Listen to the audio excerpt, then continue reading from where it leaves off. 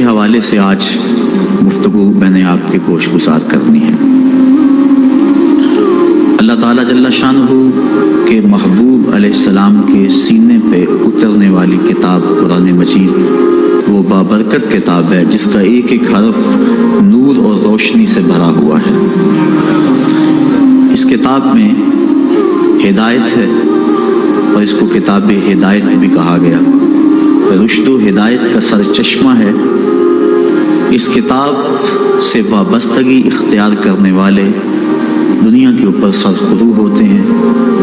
حضرت سیدنا علی المرتضیٰ رضی اللہ تعالی عنہ فرماتے ہیں کہ حضور قرب قیامت کا تذکرہ ارشاد کر رہے تھے۔ میں نے عرض کی حضور قرب قیامت کے فتنوں سے پھر بچنے کی صورت کیا ہوگی؟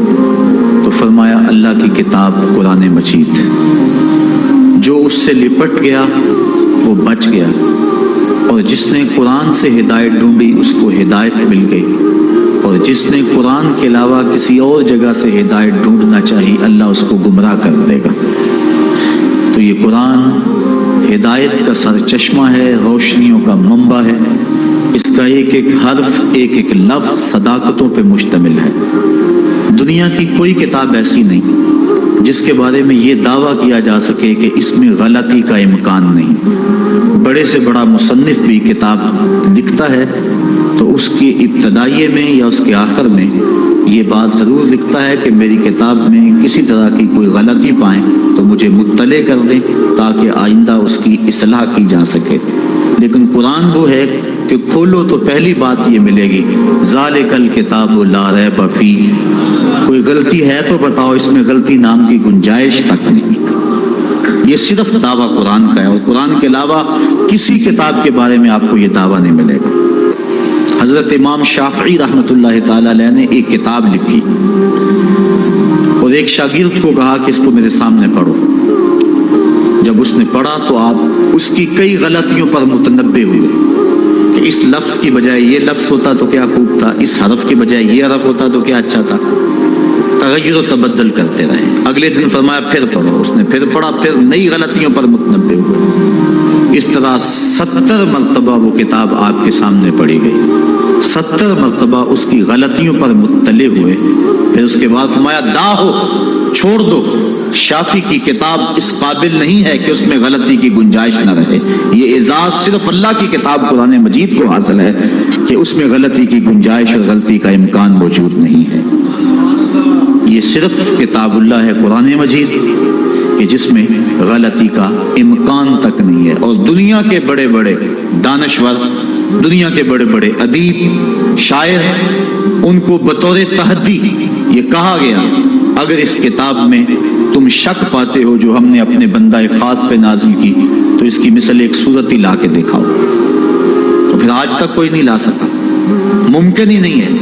ممکن ہوتا تو کوئی ضرور محنت کرتا۔ الاتقان فی علوم القرآن کے اندر امام سیوطی لکھتے ہیں اگر قرآن کی مثل لایا جانا ممکن ہوتا تو بدر اور احد کی لڑائیاں نہ ہوتی۔ سیدھی سی بات تھی کہ قرآن کی مثل لے آتے، لیکن قرآن کی مثل ممکن ہی نہیں۔ اگر کوئی نظم جوڑنے کی کوشش بھی کرے تو وہ بے تکے لفظ ہوں گے۔ قرآن کی معنویت اور قرآن کی عظمت کو کوئی چھو بھی نہیں سکتا۔ جس طرح کہ پچھلے دنوں کے اندر ڈاکٹر شروش نے الفرقان الحق کے نام سے 7 سال کی محنت سے ایک کتاب تیار کر کے دعویٰ کیا کہ میں نے قرآن کے مقابلے میں یہ کتاب لوگوں کو پیش کی ہے۔ یہودی لابی اس کتاب کے فروغ کے لیے کروڑوں ڈالر صرف کر رہی ہے۔ انٹرنیٹ پہ وہ کتاب آپ کو دستیاب ہوگی۔ میں نے بھی اس کی پہلی سورت جس کا نام اسے رکھا ہے سورۃ البسم اللہ، اس کو دیکھا ہے تو مجھے متنبی یاد آ گیا۔ متنبی نے بھی کسی دور میں کوشش کی تھی قرآن کا مقابلہ کرنے کی، اور قرآن مجید کی ایک بڑی معروف صورت ہے القاریہ مل قاریہ وما ادراک مل قاریہ، کھڑکھڑانے والی، کانوں کے پردوں کو چیر دینے والی وہ گونج اور وہ گرج اور وہ آواز، انسان سراپا حیرت ہے۔ پھر کہا مل قاریہ، وہ کڑک کیا ہے؟ انسان پھر بھی سر جھکائے ہوئے، سمجھ، ہوش، خرد، فہم و ادراک سے بالا ہے۔ پھر کہا وما ادراک مل قاریہ، اپنے علم پہ ناز کرنے والے انسان تجھے کیا پتا کہ وہ قاریہ کیا ہے؟ یہ ہے قرآن کا اسلوب۔ اب متنبی نے بھی کوشش کی، اب وہ کہتا ہے الفیل ملفیل وما ادراک ملفیل، اور کہتا ہے میں قرآن کا مقابل لے آیا۔ فیل عربی میں ہاتھی کو کہتے ہیں۔ اب القاریہ ایک چیز رکھی گئی، کھڑکھڑانے والی، کانوں کے پردے کو چیز دینے والی۔ اب نہ اس کو کسی نے سنا، نہ اس کا کوئی تصور دماغ میں لا سکتا ہے، انسان حیرت میں ڈوب گیا۔ پھر دوسرا سوال اس کے اوپر وارد ہوتا ہے، مل قاریہ، حیرت ختم نہیں ہوتی۔ پھر کہا وما ادراک مل قاریہ، اور پھر بتایا اس نے انسان پتنگوں کی طرح زمین پہ بکھرے ہوئے پڑے ہوں گے، کوئی کسی کا کوئی پرسان حال نہیں ہوگا، اللہ تعالیٰ پورے قہر و جلال میں ہوگا، اور اللہ تعالیٰ پوچھے گا این المتکبرون، تکبر کرنے والے کہاں ہیں؟ تو اس وقت کوئی سر نہیں اٹھا سکے گا۔ پھر اللہ فرمائے گا این الملوک، بادشاہ کہاں ہیں؟ تو کوئی سر نہیں اٹھائے گا۔ پھر کہے گا انا المالک، میں بادشاہ ہوں، تکبر مجھے زیبا ہے۔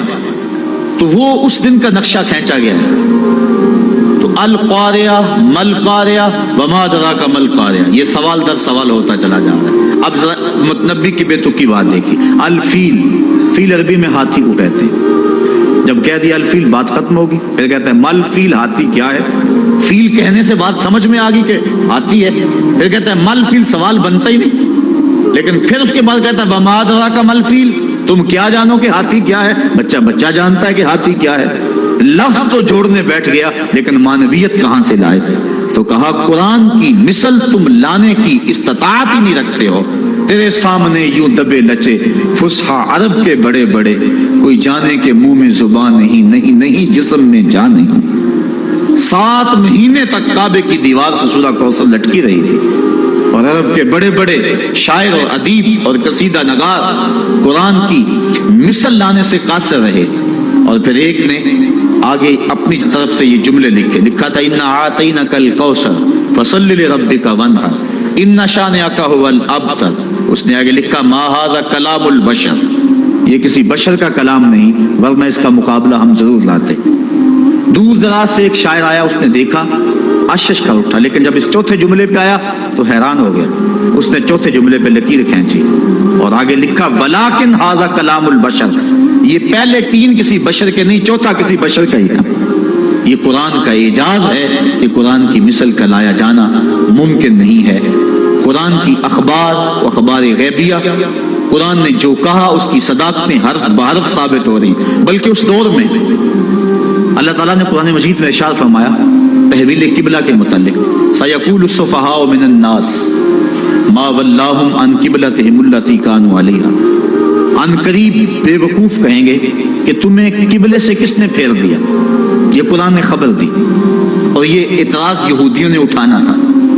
اب قرآن نے کہا عن قریب بے وقوف کہیں گے کہ تمہیں قبلے سے کس نے پھیر دیا۔ پہلے بیت المقدس کی طرف منہ کر کے نماز پڑھتے تھے، اب کعبۃ اللہ کی طرف منہ کر کے نماز پڑھتے ہیں، تو کس نے پھیرا، کیوں تم مجھ سے پھر گئے؟ یہ اعتراض کریں گے، یہ اللہ تعالیٰ نے قرآن مجید میں بیان فرمایا۔ اب انہوں نے ابھی اعتراض کیا نہیں، ابھی اعتراض کریں گے، قرآن نے پہلے بیان کر دیا۔ اور یہودی اسلام کی مخالفت میں ایڑی چوٹی کا زور لگاتے تھے اور کوشش کرتے تھے کوئی موقع خالی نہ جائے۔ اب یہ ان کے لیے موقع تھا۔ قرآن نے کہا تھا ان قریب کہیں گے بے وقوف کہ تمہیں قبلے سے کس نے پھیرا، تو یہ کس نے کہنا تھا؟ یہودیوں نے کہنا تھا، یہودی کہتے ہی نہ، ان کے دل میں اعتراض آتا بھی تو زبان پہ نہ لاتے، اور پھر کہتے لوگ قرآن نے تو کہا تھا کہ لوگ کہیں گے، ہم نہیں کہہ رہے، لہذا قرآن کی بات غلط ہو گئی۔ ایسا ہو سکتا تھا۔ اور پھر یہ نہیں کہ کس کا جواب یہ دے دیا جاتا تم نہیں کہو گے تو کل آنے والی صدیوں میں لوگ کہیں گے۔ لفظ ہیں سیقول السفہاء، سین اور صوفہ یہ مستقبل قریب کے لیے آتے ہیں، یہ نہیں ہے کہ دور جا کے کہیں گے، ان قریب کہیں گے۔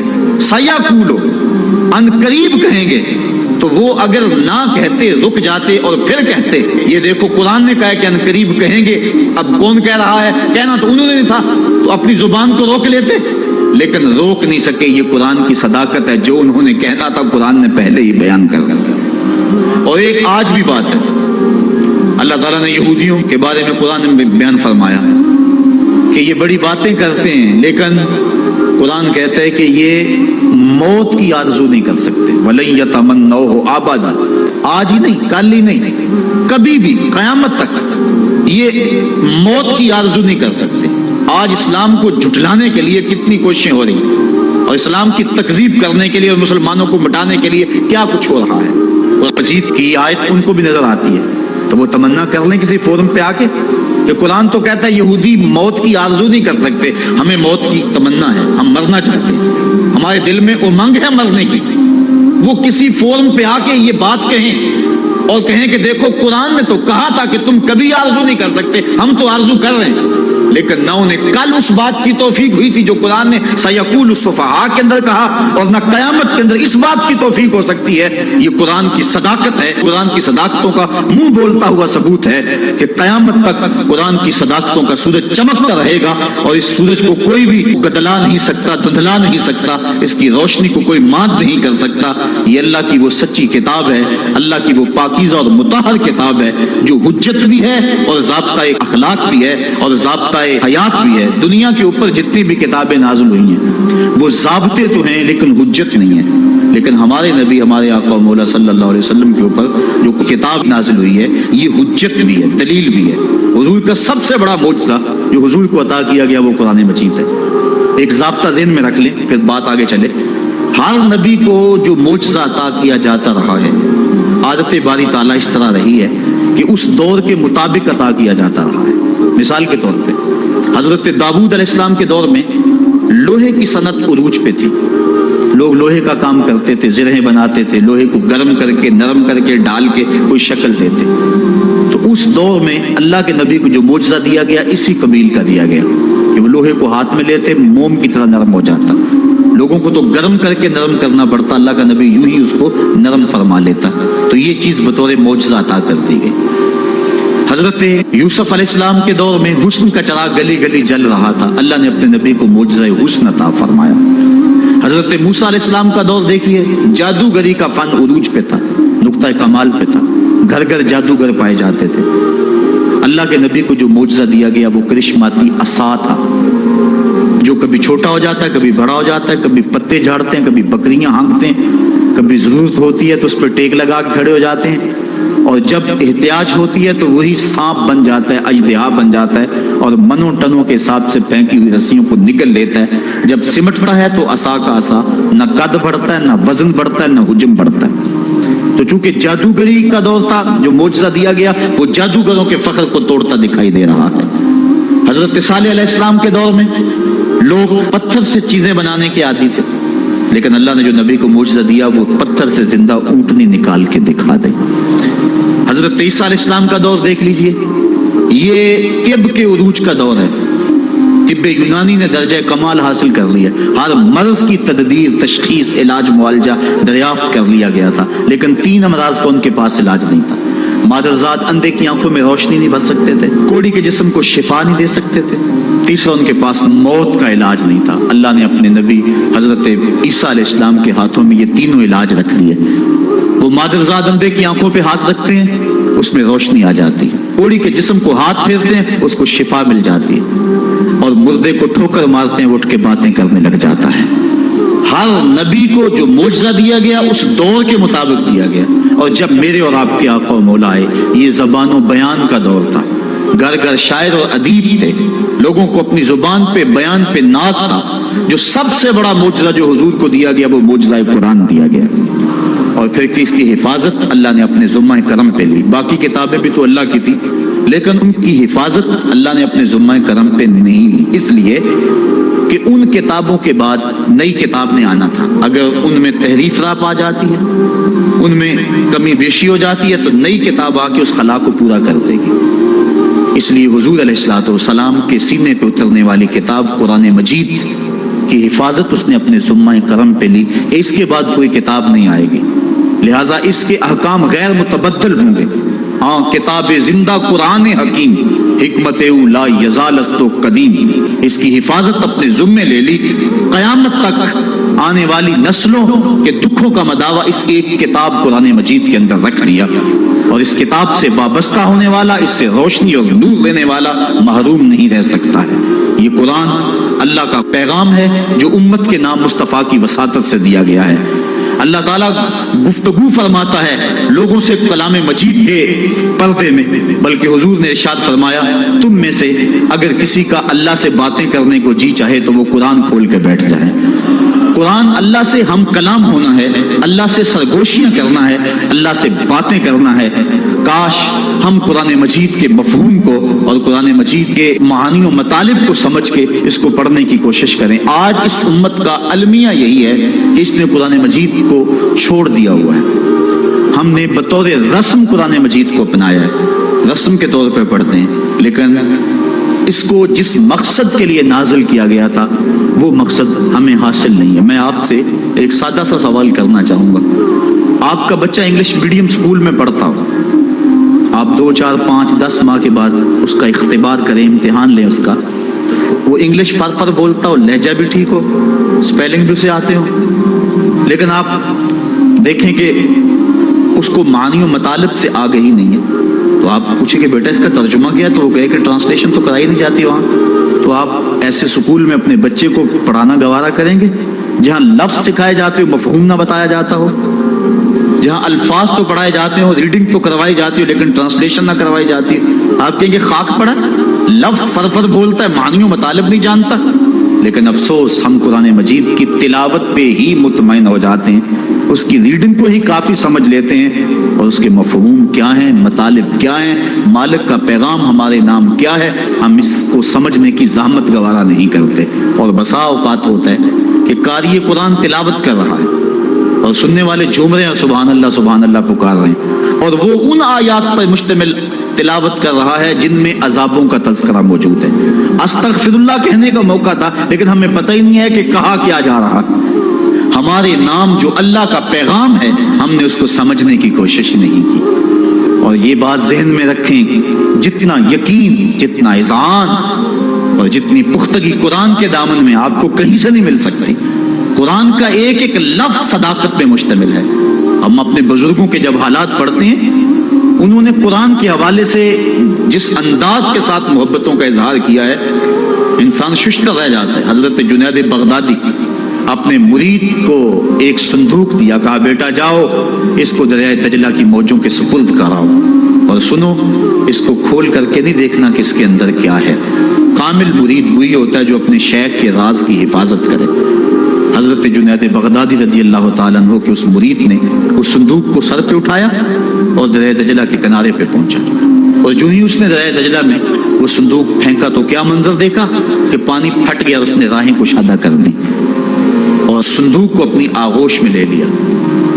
بڑا حیران ہوا، واپس پلٹا اور اپنے شیخ کی خدمت میں حاضر ہو کے عرض کی حضور اگر یہ منظر میری آنکھیں نہ دیکھتی تو میں کبھی سوال نہ کرتا، مجھے بتایا جائے اس صندوق میں کیا تھا جس کے لیے پانی نے بھی راہیں چھوڑ دی، اور اگر وہ چیز اتنی ہی مقدس اور بابرکت تھی تو پھر آپ نے اس کو پھینکوا کیوں دیا ہے؟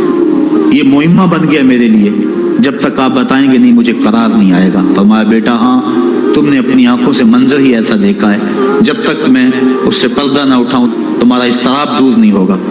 کہا سنو، میں نے 12 سال کی محنت شاقہ سے تصوف کے رموز و غوامض اور اسرار پر ایک کتاب لکھی تھی، اور پھر 12 سال میں اس کی نوک پلک سنبھالتا رہا کہ اس کا کوئی جملہ شریعت کے مزاج سے ہٹ کر نہ لکھا گیا ہو، اور پھر 12 سال میں سوچتا رہا اس کتاب کو لوگوں تک پہنچاؤں کہ نہ پہنچاؤں۔ آج 36 سال بیت گئے، میں نے سوچا ہے قرآن کے ہوتے ہوئے لوگوں کو جنید کی کسی کتاب کی ضرورت نہیں ہے۔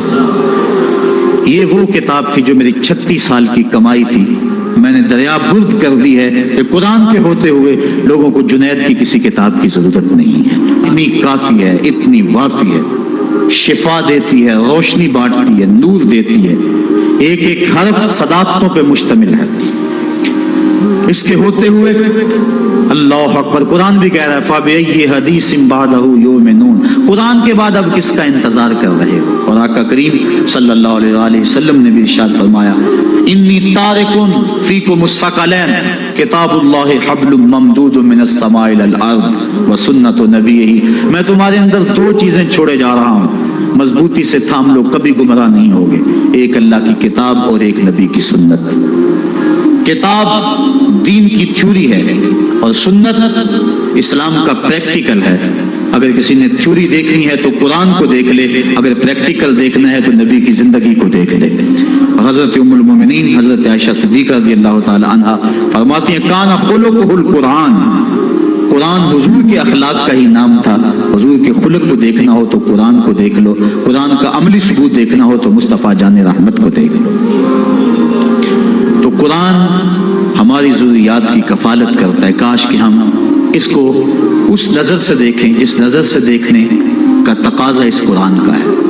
ہم نے اس کو طاقوں میں سجا لیا، اس کے اوپر ریشمی غلاف چڑھا لیے، اس کو خوشبو لگا لی، اس کے اندر مور کے پر رکھ لیے اور اس کو ہم نے اونچی جگہ پر رکھا، ہم نے اس کے نام کی قسمیں بھی کھائیں، لیکن قرآن مجید کے نزول کا جو بنیادی مقصد ہے وہ ہم حاصل نہ کر پائے۔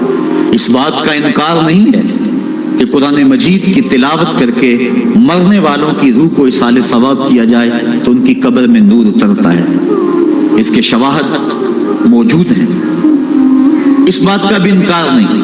قرآن مجید کے الفاظ دم کر کے کسی کو پانی پلائیں تو اس کی بیماریاں صاف ہوتی، اس کا بھی انکار نہیں کیا جا سکتا کہ قرآن مجید کے نور کے مقابلے میں کوئی ناری مخلوق، کوئی جن بھوت، کوئی ایسی چیز نہیں ٹھہر سکتی۔ اس بات کا انکار بھی نہیں کہ اپنے گھر میں، اپنی دکان پہ، اپنے مکان پہ، اپنی فیکٹری میں قرآن مجید کی تلاوت کرو، وہاں برکت ہوگی، رزق میں فراوانی ہوگی، فرشتوں کی قطاریں لگ جائیں گی، رحمت کا نزول ہوگا، اس کا بھی انکار نہیں ہے۔ لیکن بات یہ ہے قرآن مجید کے نزول کا یہ بنیادی مقصد نہیں ہے۔ قرآن مجید نازل اس لیے نہیں ہوا۔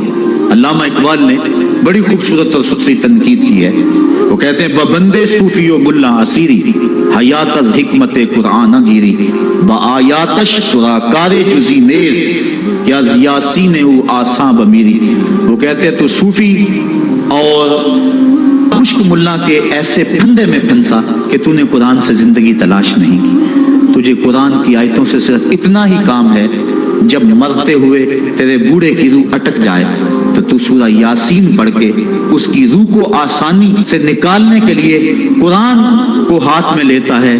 اقبال کہتا ہے اس بات کا انکار نہیں کہ سورہ یاسین سے روح آسانی سے نکلتی ہے، لیکن نقطہ نظر یہ ہے اقبال کا کہ تو نے قرآن سے ڈھونڈا تو موت کو ہی ڈھونڈا، قرآن سے بھی تلاش کیا تو مرنے کو ہی تلاش کیا۔ جس قرآن سے تو نے مرنے کو تلاش کر لیا، کاش اس قرآن سے تو جینا بھی سیکھ لیا ہوتا۔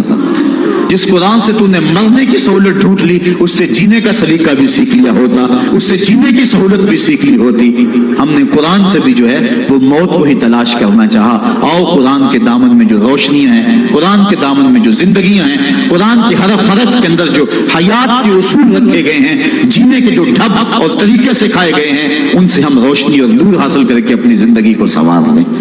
قرب قیامت کے فتنوں کا تذکرہ کرتے حضور نے ارشاد فرمایا لا یبقى من القرآن الا رسمہ ولا یبقى من الاسلام الا اسمہ مساجدہم عامرۃ وہی خراب من الہدی۔ ایک وقت آئے گا کہ اسلام صرف نام کا رہ جائے گا، قرآن صرف رسم کے طور پہ پڑھا جائے گا، اور مسجدیں زیب و زینت کے لحاظ سے تو آباد ہوں گی لیکن ہدایت کے نور سے خالی ہوں گی۔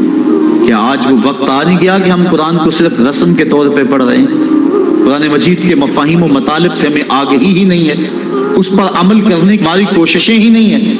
ہم اپنی زندگی، اپنے معاشرتی نظام کو قرآن کے مطابق ڈھالنے کی کوشش میں لگتے ہی نہیں ہیں۔ کاش کہ یہ معاشرہ قرآنی معاشرہ ہو جائے، پھر زندگی کے سارے دکھ ختم ہو جائے اور زندگی میں بہاریں آ جائیں۔ یہ زندگی کے سارے دکھ، یہ زندگی کی ساری مصیبتیں اس لیے ہیں کہ ہم قرآن سے ہٹے ہوئے ہیں۔ قرآن کے دامن سے لپٹ جائیں، زندگی میں رونق آ جائے، زندگی میں بہاریں آ جائیں، ہر سمت محبتوں کے پھول کھل اٹھے اور نفرتوں کے کانٹے خود بخود ہی ختم ہو جائے اگر ہم قرآن پہ آ جائیں تو۔ لیکن ہم نے قرآن کو بطور رسم اپنایا، لا یبقى من القرآن الا رسمہ، قرآن کو رسم کے طور پہ ہم پڑھ رہے ہیں، ورنہ یہ قرآن تو مردہ دلوں میں زندگی کی روح پھونکنے والا ہے۔ وہ جو قتل کرنے کے منصوبے تیار کر کے گھر سے نکلتے ہیں اور ہاتھ میں تلوار لیتے ہیں، آج بانی اسلام کا کلا کما کر دیں گے۔ سورہ طٰہٰ کی ابھی چند آیتیں ان کے کانوں میں پڑتی ہیں تو ان کے سارے پروگرام بدل کے رہ جاتے ہیں۔ جو بانی اسلام کے چراغ کو گل کرنے کے عزم لے کر گھر سے نکلتے ہیں، گلے میں پٹکا ڈالا ہوا ہے اور اپنے بہنوئی کے ہاتھ میں دیا ہے، کہا مجرم بنا کے حضور کی خدمت میں پیش کر دو۔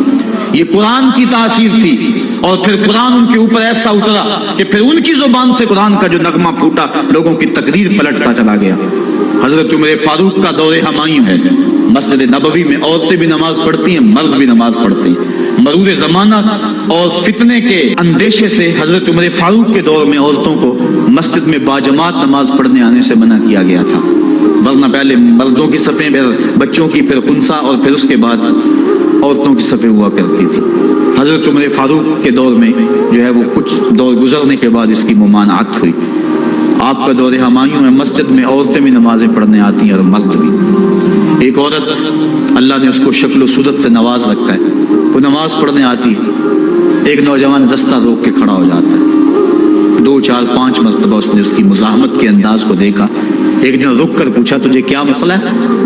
اس نے اپنے قلب کی خواہش کا اظہار کیا کہ میں تیرا متوالا ہوں، چاہنے والا ہوں، تیری ایک ایک ادا پہ 100 جان سے قربان ہونے کے لیے تیار کھڑا ہوں۔ اس نے کہا میری ایک شرط پوری کر دے، میں تیری ہر خواہش، تیری ہر بات مانوں۔ اس نے کہا جلدی کہو، میں تمہارے لیے آسمان سے تارے بھی توڑ لاؤں گا۔ اس نے کہا میری کوئی لمبی خواہش نہیں ہے، ایک ہی میری آرزو ہے، 40 دن تک عمر فاروق رضی اللہ تعالیٰ عنہ کے پیچھے نمازیں پڑھ لو، اس کے بعد جو کہو گے میں ماننے کے لیے تیار ہوں۔ اس نے کہا یہ کون سی مشکل شرط رکھ دی، یہ تو بڑا آسان ہے، اگر اس سے تو مل جاتی ہے تو میرے لیے 40 دنوں کی نمازیں کہہ رہی ہے، میں تو 40 سال بھی گزارنے کو تیار تھا۔ خیر 40 دن مسلسل نمازیں چلتی رہی۔ جب 40ویں دن کی آخری نماز پڑھ کے وہ نوجوان واپس جا رہا ہے، اسی جگہ پہ عورت حسب وعدہ کھڑی ہے، یہ نظر جھکا کے گزرنے لگا۔ اس نے کہا میں وعدے کے مطابق کھڑی ہوں۔ کہا اب تیری ضرورت نہیں رہی، عمر نے دل کا تعلق رب سے جوڑ دیا ہے۔